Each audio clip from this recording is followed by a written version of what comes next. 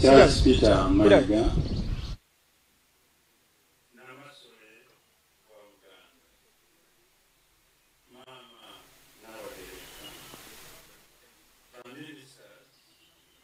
abambejja n'abalangira abakulembeze b'eddiini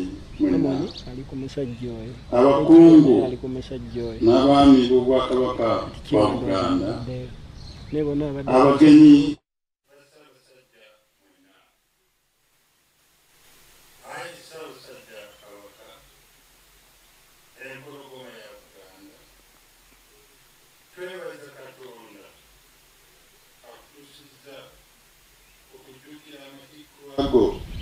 ag'emyaka 27 kukyapa okulafuna mulongo kulika nnyo bene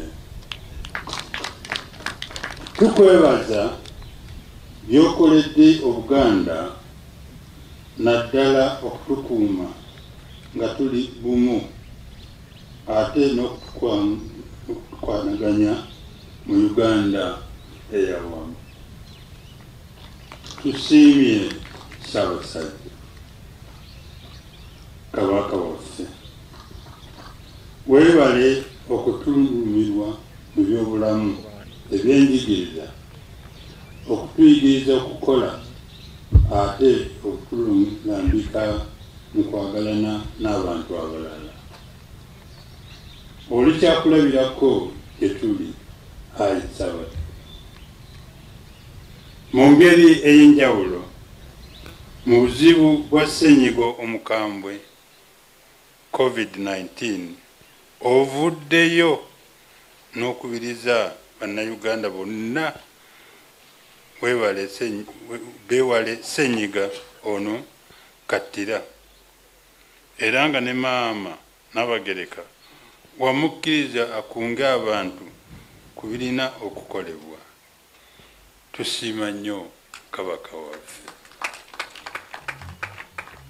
Gavumenti ya wakati yenyumiriza mu nkolagana ennungi n'Obwakabaka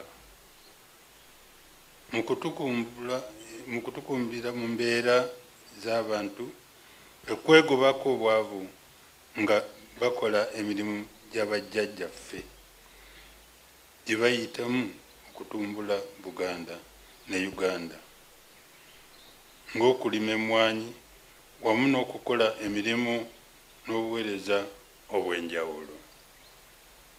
Tusaba Katonda akwongere obuwangazi okulembere Obuganda. Nga mmaliriza Aibene nsaba osiime okkirize ekkula ly'ente musajja we Sekandi enzaalwa y'Ebulegeya Kyannamukaka mu ssaza lye ery'e Buddu gyendeese.